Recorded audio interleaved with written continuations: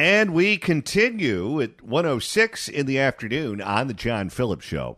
Mr. Randy Wang's in Culver City. Nicholas writes in at johnnydontlikeshow@gmail.com on the subject of Pamela Price. I used to think that AOC was the dumbest politician on earth, but then I had Kamala, ensured that she was the dumbest politician. Then Jasmine Crockett came along, but now Pamela Price said, hold my racist beer. Holy cow, what an insane, moronic, delusional, pathological liar. Unbelievable.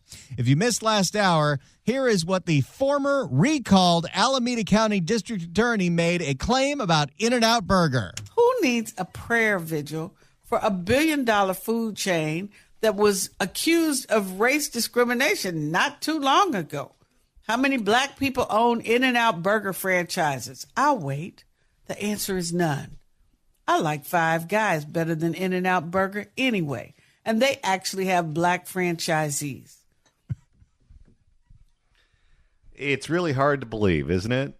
And, of course, everyone knows In-N-Out Burger is a privately owned company that doesn't franchise to anyone. And there is no Five Guys in Oakland. That's true. She got to go to Emeryville for those peanut fries. 800-222-5222 is the telephone number, 1-800-222-5222. I know this is the Fix California hour, and we typically focus on California subjects this hour. We had a bit of a schedule change at the last minute, so we're going to talk about some national politics here for a moment. And who better to talk about national politics with than our buddy, my former colleague over at CNN, who you can now get online at thejeffreylord.com. Follow on X at RealJeffreyLord. Watch on Newsmax. And if you can also get his book, Swamp Wars, available online at Amazon.com. Jeffrey Lord, welcome. Hello, John Phillips. A long time no see. Good to hear you. Well, good to hear your voice, too. Thank you so much for joining us this afternoon.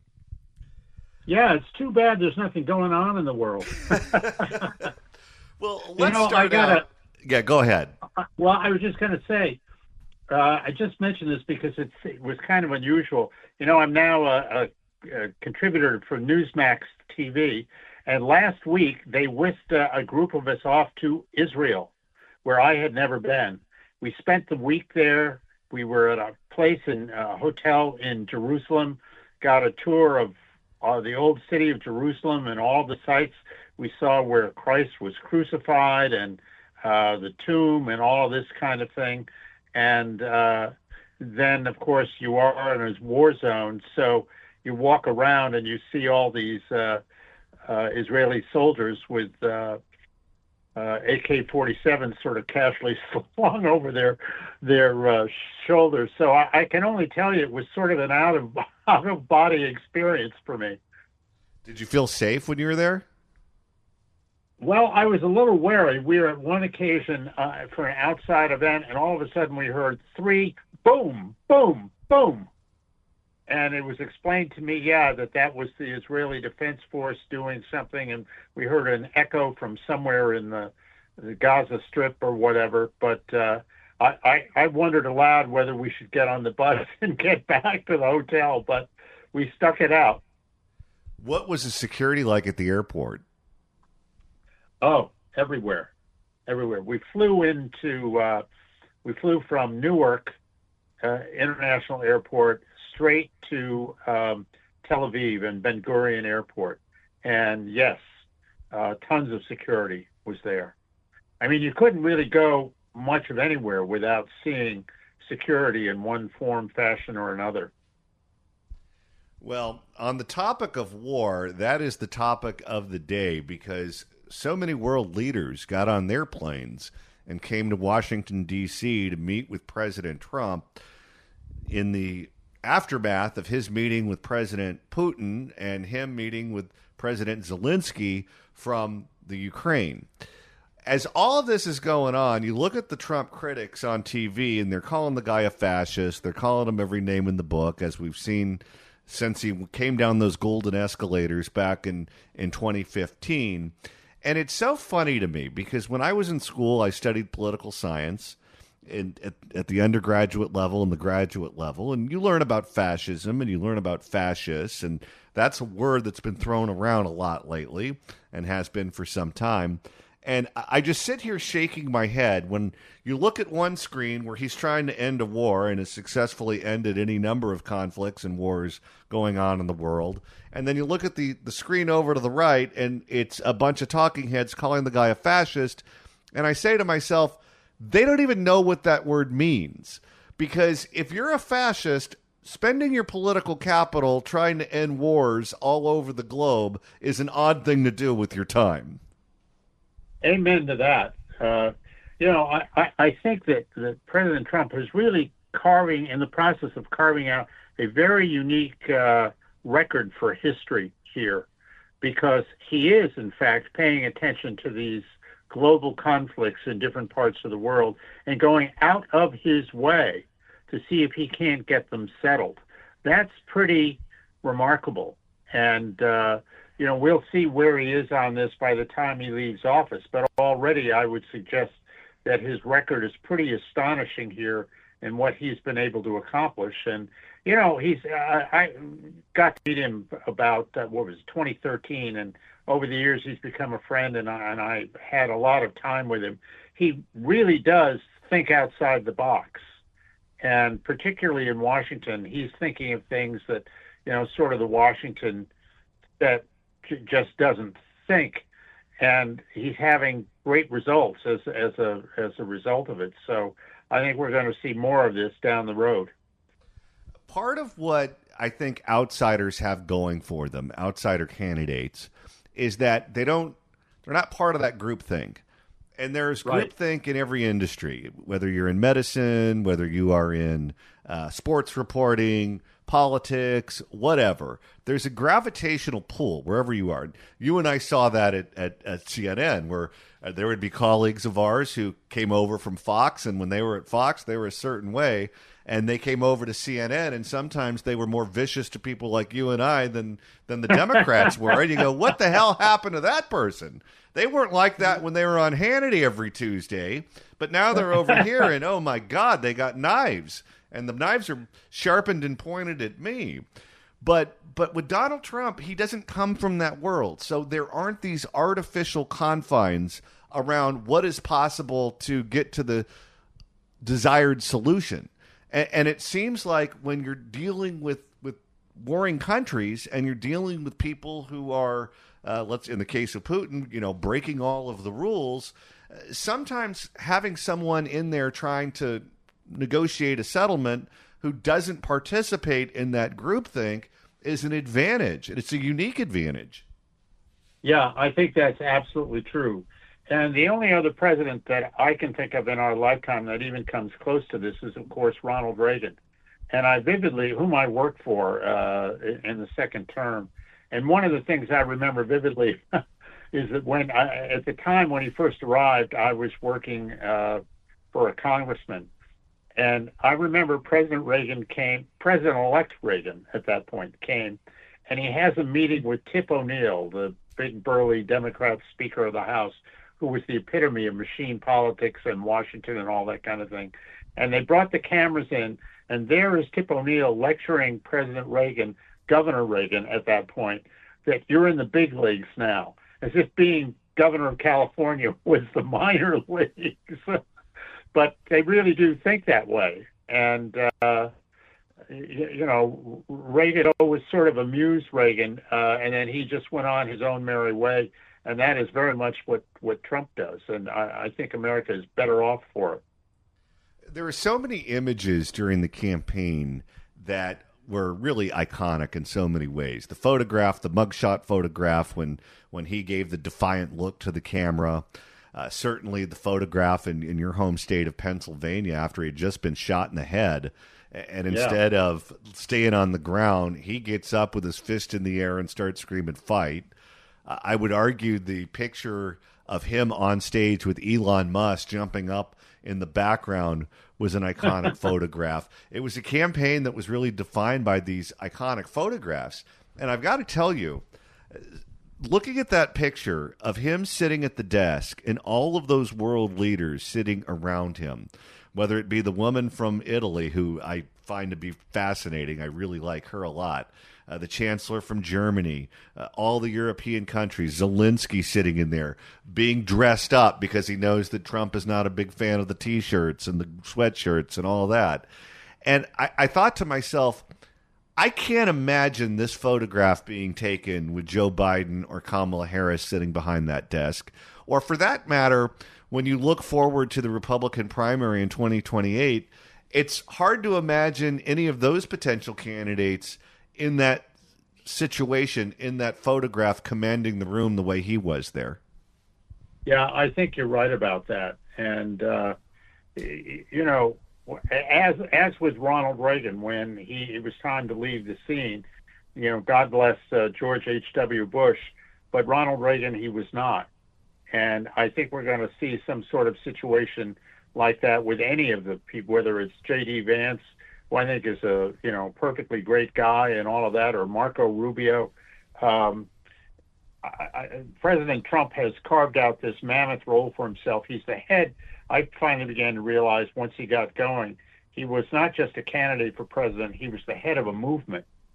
And wow, when you're in that kind of situation, there are not a lot of people that can come along behind you and take command of the movement. You know, they're sort of unique to the person who set it up. And I think that may be the case here. We're speaking with Jeffrey Lord, who you can see later on this afternoon on Newsmax, author of the book Swamp Wars, available online at Amazon.com. Jeffrey, let's shift gears here for a second because Gavin Newsom is trying to go through a personality transplant in real time. He's going to try to go from being the guy who was the MAGA whisperer, the Democrat who could talk to Republicans who voted for Trump in red states and bring them over into the Democratic tent in the next election. He tried to prove that by hosting on his podcast people like Stephen Bannon and Michael Savage and Charlie Kirk and others. But after he got a negative reaction to that, he decided that he was going to be the Democrat Trump, the guy who's aggressive on Twitter, who holds no prisoners, who responds to everything, gets involved in battles to the death with randos on social media. He is going to present himself as the Democratic fighter a mere 2 months after he was the global uniter. What do you make of what he's trying to do, and do you think that's going to work? Well, I think it's typical, and I'll go back in history. When Richard Nixon ran against John F. Kennedy, the telling moment there was that first Kennedy-Nixon debate, something that had never been done. And the view in the day was that JFK understood television better and he got the best of Nixon and all of that kind of thing. Well, 8 years later, when Nixon runs again, this time around, he's a changed guy. He is all well-schooled in television. He knows how to use the makeup, all of that kind of thing. And I would suggest here that what you've got is sort of the same thing with Gavin Newsom. Is he started down one path, Trump has taken over, and he sees what's going on, and so he feels the need to remake himself in some fashion so that he's a new, we used to talk about the new Nixon in the day. I think he's the new Newsom here. And I think that's what he's really all about. Now, will that impression stick? Good question. I think it's too early to say, but I do think that's what he's about. As someone who's covered him for almost 20 years now, my prediction is that the knock on him in the Democratic primary from his rivals will be that he is not authentic and that he's a flake. And if you are someone who changes your public profile that dramatically, that quickly, and you're that ambitious, he is going to play right into the hands of an AOC or some other politician who is trying to present themselves as the earnest candidate who's the true believer, and Gavin Newsom is the Johnny-come-lately who's just trying to exploit the situation to accumulate more power. Yeah, I think that's exactly right. The question is there somebody of his stature that can take him on inside the Democratic Party? And one of the things that I think any of these people on the Democrat side have to deal with is you've got these people who are, no kidding, seriously far left. Among other things, I live here in Pennsylvania, and there is always a constant chatter these days that our own Democratic governor, Josh Shapiro, may run for president in 2028. Well, there's one small problem here. Governor Shapiro is Jewish. And it doesn't take a rocket scientist to realize that there's a chunk of the Democratic Party today that's seriously anti-Semitic. So the question is that going to play against Josh Shapiro? I don't know the answer to it, but I do think it's a problem he's going to have to cope with. And, there will be problems for other people trying to challenge Gavin Newsom here. I'm not sure that he has anybody that's up to snuff in terms of opposing him yet, but we'll see. We got to get through the 2026 cycle, and that's when I think a lot of this will begin to come into focus. Do you get the feeling that we could be headed into a 1972 Democratic primary where the establishment loses control and a candidate that you would otherwise not think of as being electable, like an AOC or a Jasmine Crockett or someone like that, could catch fire and take that nomination? Yeah, I do think that, absolutely. For those who weren't around in those days, the candidacy of George McGovern, this then senator from South Dakota, he was so far left, all the sort of establishment Democrats thought that the overwhelming choice was going to be Hubert Humphrey's running mate from 1968, Maine Senator Edmund Muskie, who was decidedly an establishment guy. And they all thought he had this in the bag. And out of the blue comes the very far left George McGovern, and he undid him.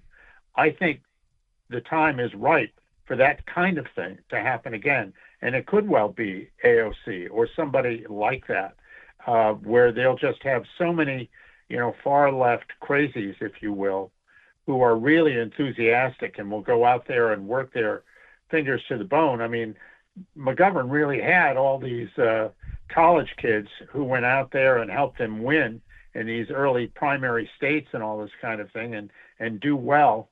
And it wouldn't surprise me in the least to see some sort of repetition of that kind of thing with Gavin Newsom as the target. Jeffrey Lord, you can watch him on Newsmax in, next hour. Or you can follow him on X, or both. You can do both. At Real Jeffrey Lord. Jeffrey, thanks so much for stopping by. Glad to hear you had a good trip to Israel, and glad to hear that you came back safe. On we go, my friend. On we go. All right. We'll chat again real soon. Jeffrey Lord, okay. Everyone. Bye-bye, John. If you'd like to email the show, you can do so at johnnydon'tlikeshow@gmail.com. That's johnnydon'tlikeshow@gmail.com. And Randy, now that we've hit the halfway point of today's show, if you want to keep listening to us after we sign off at 3, that's easy to do. Or you could go outside. Wait, you can go outside and listen to this show. Just put on some earbuds. Search for The John Phillips Show wherever you get your podcasts, Apple Podcasts app, iHeart, Spotify. Search for The John Phillips Show. Hit subscribe. You can download all the episodes. Do a Google on the YouTube. Get the KABC app. Get the KSFO app. Get the KMJ Now app. We're on there on Saturdays. Either way, you're going to get all the newses. I listen to all the newses. Let's go to Dave in Vallejo. Dave, hello. Hey, John, you do a great show. I Thank think you. the problem with Pamela is I think she's getting the early stages of Bidenitis. Wrong information, bad locations. We may want to watch out and see if she has to be assisted and pointed in the right direction. You think she might be falling up the stairs? That's possibly the next thing to happen. It's possible. Thank you for the call, sir. Right now, it's time to open up the California Crime Blotter. If the cashier is dummy. Questions? And surprise, surprise, the first edition takes us to Oakland. A jewelry store in Oakland got smashed and grabbed when a car crashed into it. What's different about this story is usually the smash and grabs happen in the middle of the night. This one happened in the middle of the day at 1 o'clock in the afternoon. Uh-oh. And still no arrests were made. Of course. For more, here is KPIX in the Bay Area. Tonight, We are starting in Alameda County, specifically in Oakland, where the city is certainly no stranger to smash and grab robberies. This video is from March when 3 separate Chevron gas stations were hit all in one night. Didn't Barbara Lee say crime is down? Yes, and Pamela Price implied that it was right-wing propaganda to say that Oakland wasn't safe. Well, today, a smash and grab cost one Oakland business almost everything. Police say that thieves crashed a truck into a jewelry store before they rushed in and took basically whatever they could. Our Amanda Harry talked with the owner and his son about what that means for the business going forward. Shattered glass and bent metal are all that's left behind after a smash and grab at Kim Tin Jewelry on International Boulevard in Oakland. Boy, nothing good happens on International Boulevard. Nope. If your business is on that street, you may want to consider moving. That's also where that homeless encampment is next to the schools that's full of the prostitutes. It's just a mess. We don't even know where to get started with fixing things. Jason Dow says his father, who owns the business, was the only one there when it happened, around 1:45 Monday afternoon. I was scared for his... Can you imagine broad daylight, 1 o'clock in the afternoon, a pickup truck just slams into a jewelry store? Around 1:45 Monday afternoon. I was scared for his safety, right? Because usually, there's been a lot of stories about jewelry stores getting robbed in the Bay Area, and a lot of them ended out fatal. So I was really worried. After getting the call, Dow rushed down to the store to see his father, grateful to find he was alive with just some cuts and bruises.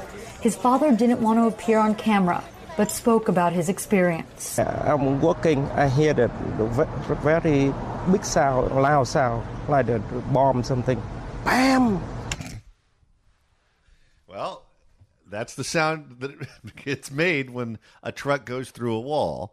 Bam! You know, if this whole jewelry thing doesn't work out, this poor store owner could be the next Emerald Lagasse. Bam!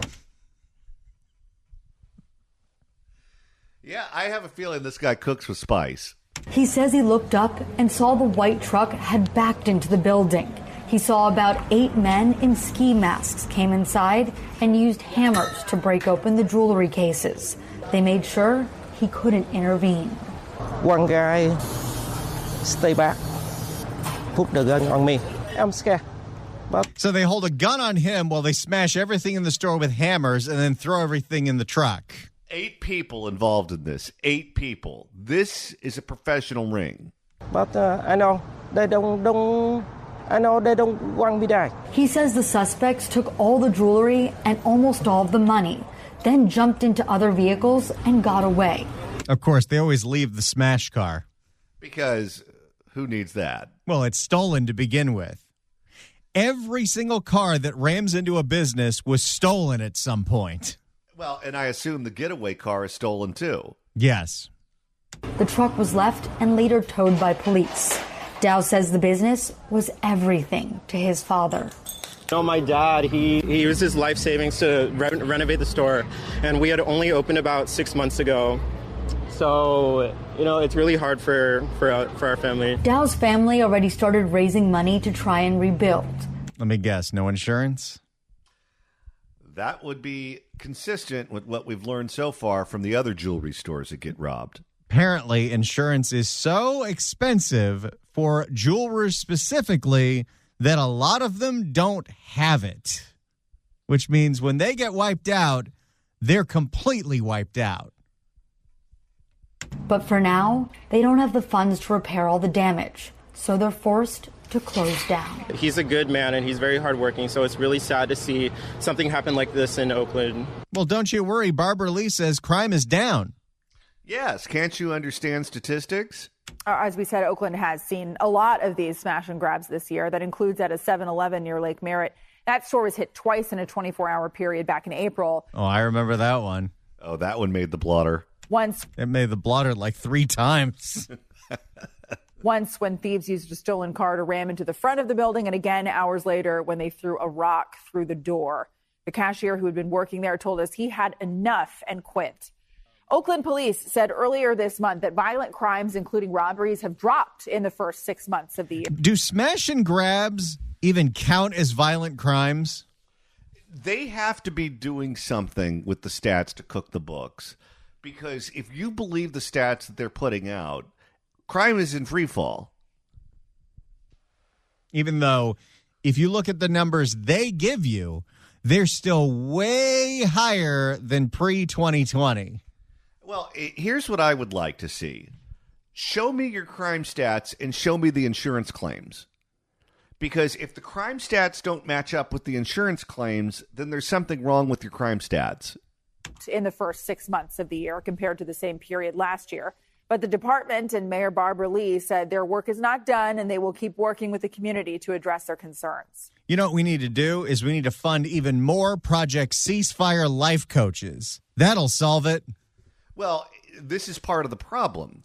If they actually buy into the fact that crime is down, and crime is not only down but in free fall, then why would you spend your time and resources on crime when they could be better used elsewhere? So that's what happened to the jewelry store in Oakland. Just the latest jewelry heist, as we've seen several this year in California. All right, Randy, it's time to reopen the blotter. If the cashier is dummy. Questions? And shockingly, Oakland is making the blotter twice today. This time it's an Oakland pot store. For more, here's KTVU, Fox 2. It's happened yet again. Cannabis dispensary Okana on Lakeshore near Oakland's Lake Merritt rammed and raided by invaders. Okay, Henry Lee, excellent crime reporter at KTVU, I think his upgraded Smash and Grab, because Smash and Grab makes you think of Hammer. Rammed and raided by... It's a ram and raid. Okay, here's breaking news, Randy. The Raiders are back in Oakland. Rammed and raided by invaders. It happened just before 4 Friday morning. Several carloads of burglars showed up, robbed a security guard of his gun, and rammed this Acura MDX with stolen plates into the front entrance.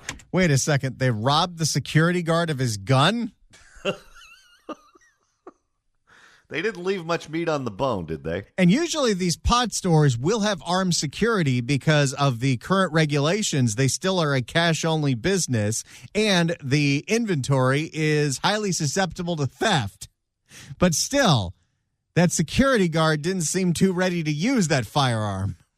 Nope, but he didn't have it for long, too. Robbed a security guard of his gun and rammed this Acura MDX with stolen plates into the front entrance. Well, are we 100% sure it's an Acura? Because sometimes they can just look like an Acura. Robbed a security guard of his gun and rammed this Acura MDX with stolen plates into the front entrance. But still, it's a Hyundai, so I guess you can steal those with a USB drive, too. Yeah, it doesn't take much. As officers arrived, several of the cars took off. By midday, this planter box that was hit by the Acura sat outside. The business open but boarded up. Ocana is a black-owned community, so taken from a black-owned community is not what we want to do. Well, that's what's happening constantly in Oakland.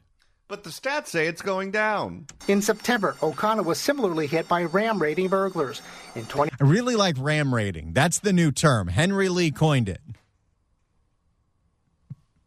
In 2022, the owner was himself shot and wounded during another incident. Oh, my goodness. I guess these people mean business. You know, pot's legal in the entire state of California. If you want to be the proprietor of one of these industries, I don't know if you really want to do it in Oakland. Not if you're going to get shot. Hakim Waters, who knows the owner, says there are alternatives for those intent on crime. I understand the struggle, being from the struggle, but, we're in Oakland and there's a lot of resources for us out here. Oh, God. Stop making excuses for them. Tell them to knock it off. This isn't desperation. This is people taking advantage of people. This isn't, there's no opportunity. There's plenty of opportunity all throughout the state of California. These are professional criminals. I understand the struggle, being from the struggle, but, we're in Oakland and there's a lot of resources for us out here. It's California, and there's a $20 an hour starting minimum wage at every fast food restaurant, except for In-N-Out because it moved out of Oakland, but they pay even higher than that. There's plenty of opportunity for anyone that wants to legitimately work in this state. They're all hiring, too. On Monday, the Stizzy dispensary at 21st and Telegraph in Oakland was rammed by this Honda Accord. The same business was similarly hit back in September, but one suspect has been charged. It's incredibly difficult to run a business with the constant threat of these stolen cars driving through the front of the business. Hillary O'Brien. But crime is down. Yeah, don't you read the stats? Hillary O'Brien works in the cannabis industry and has seen this happen over and over. I don't know who they think they're robbing, Henry, but these are folks on a hope and a prayer, white-knuckling through all of these difficulties. She says, I don't think the robbers care who they're robbing from. No, and when they do get caught on the rare occasion, how often do we find out that they are professional criminals who are here, usually from Chile, and they do this day after day after day after day because this is their job? She says damage costs often far outweigh the cost of the stolen product, and that's on top of paying for security and monitoring. I wish we could evolve past destroying our own businesses that are already struggling because of the taxes, the extra money that we have to pay for being cannabis. Well, it's not that complicated. There's only a very small portion of the population that would ever do something like this. We can either remove them from society and try to rehabilitate them, or we can let them out into the community where they can continue victimizing you. How much do you want to bet that this problem would be solved if you arrested something like, 500 people? Are already struggling because of the taxes, the extra money that we have to pay for being cannabis. Those visiting Lakeshore Avenue on Friday say they've seen enough. Oakland has a problem because there's no fear of repercussion. Oakland has a no chase policy, so as long as the criminals get in their car, nothing can happen, right? Oh, yeah. They never really changed that one, did they? No, they didn't. Thanks, Barbara Lee. Henry Lee, KTVU, Fox 2 News. And remember, everyone, when you start hearing this term ram and raid all throughout Oakland, Henry Lee gets credit. KTVU's crime reporter. He should have a hashtag on Twitter. And right now, it's time to reopen the California Crime Blotter. If the cashier is dummy. Questions?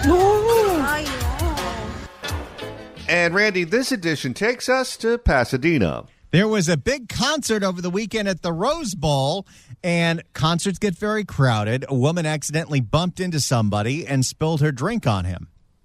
He decided to beat her to the ground. We couldn't just end that with a simple apology? Nope. Here's ABC 7 Eyewitness News. A woman who went to the Rose Bowl for the Rufus Du Sol concerts says she never even got to see the band perform. Yeah, that's because this was during the opening act to let you know how loaded everybody was. I wonder if the drink was sticky. Maybe like a daiquiri? Because she was knocked unconscious by a man in the stands. Eyewitness News reporter Monica D'Anda live in Pasadena with the viral video. Monica. John, Rachel, good morning. It appears this all started when a drink was accidentally spilled and splashed on a man. Now, witnesses say it was at that point that despite apologies, this man got angry and turned violent, and that is when fists began to fly.